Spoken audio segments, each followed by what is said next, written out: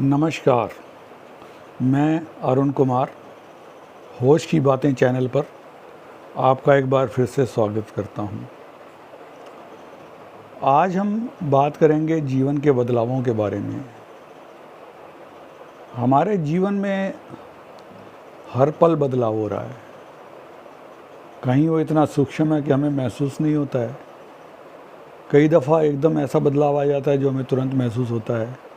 लेकिन कम हो या ज़्यादा, बदलाव एक ज़रूरी क्रिया है। बदलाव होता ही रहता है और बदलाव होना ही जीवन की सार्थकता है। अब इसमें थोड़ी सी बात सिर्फ इतनी है कि बदलाव को यदि हम सकारात्मक ढंग से स्वीकार कर लें, उसके सकारात्मक पहलू को देखें, सोचें, तो हम अपने जीवन को ज़्यादा सुंदर, आरामदायक बना पाएंगे। अब जैसे एक छोटी सी बात है कि जैसे जैसे हमारी उम्र बढ़ती है, नींद हमारी कम होती जाती है।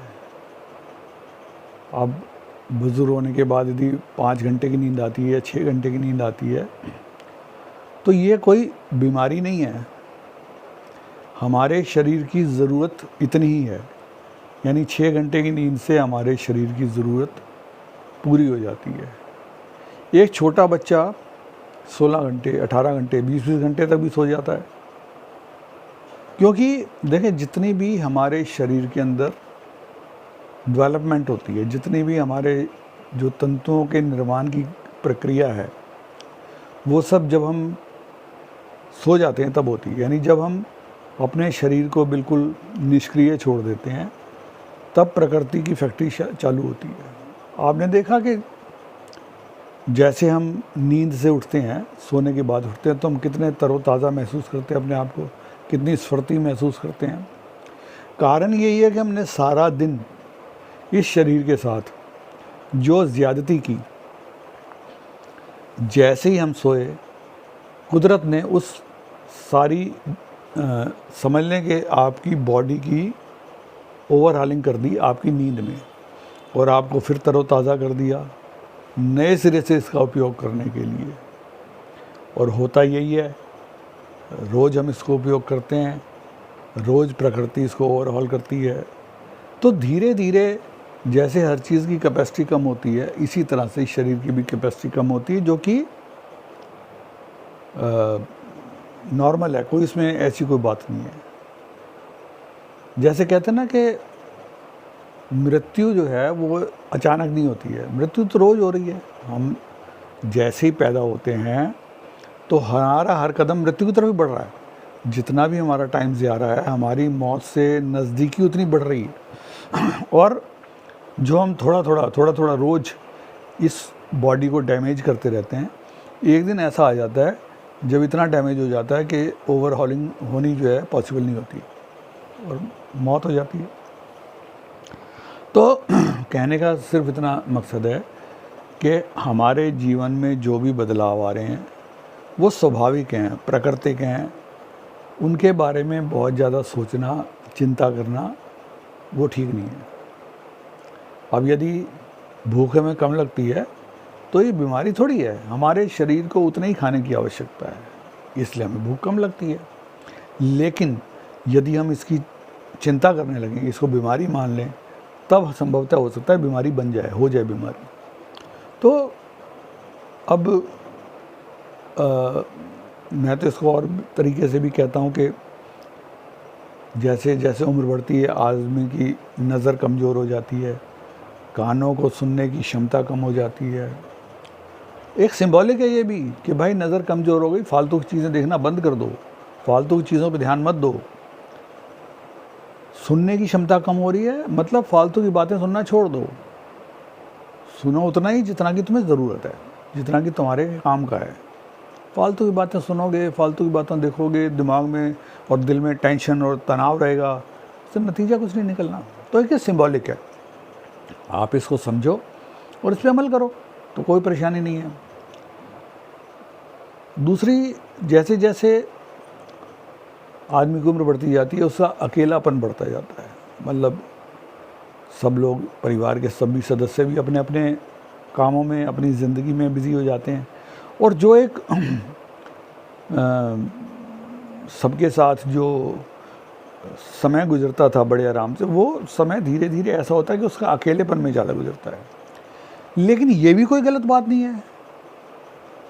आप देखें कि जीवन की भाग दौड़ में, जीवन के कोलाहल में, शोर शराबे में जो कुछ हम नहीं कर सके, जिसके लिए हम फुर्सत नहीं निकाल सके, ईश्वर हमें मौका दे रहा है उसको करने का।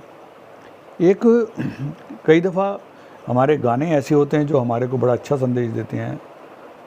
एक गाना है कि दिल ढूंढता है फिर वही फुर्सत के रात दिन।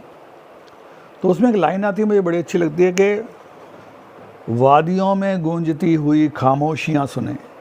अब आप बताएं कितना विरोधाभासी है कि वादियों में गूंजती हुई खामोशियाँ सुने। खामोशियाँ गूंजेगी कैसे और खामोशियों को सुनेंगे कैसे? लेकिन यही वो बात है जो कि हमारे को समझने जैसी है। या एक गाना और है जिसको मैं बड़ा अच्छा याद करता हूँ, कुछ तुमने कहा कुछ भी नहीं, कुछ तुमने सुना कुछ भी नहीं, क्या ऐसे भी बातें होती हैं, ऐसे ही बातें होती हैं। तो सवाल ये है कि जो आपको देखें, आपका अकेलापन कोई आपके लिए अभिशाप नहीं है, कोई आपके लिए परेशानी का सबब नहीं है। वो ऐसा समय है जिसमें आप अपनी कंपनी को एंजॉय करें। और जिस दिन आप अपनी कंपनी को एंजॉय करने लग जाते हैं, उस दिन आपका अकेलापन दूर हो जाता है। आप उसको एंजॉय करते हैं, आप उसका आनंद लेते हैं, आप बैठ के एनालाइज करते हैं कि सारा जीवन मैंने क्या किया, क्या नहीं किया, कहाँ गलती हुई, कहाँ नहीं हुई। तो यदि आप अपनी गलतियों को एनालाइज करने की सिचुएशन में आ जाएंगे तो यकीन मानिए उनको सुधारने की तरफ भी आपका कदम बढ़ेगा। हमारे साथ तो दिक्कत ये ना, सारी उम्र हमारी निकल जाती है, हमें अपनी गलतियों का एहसास ही नहीं होता। क्यों? क्योंकि हमारी नज़र अपनी तरफ नहीं है।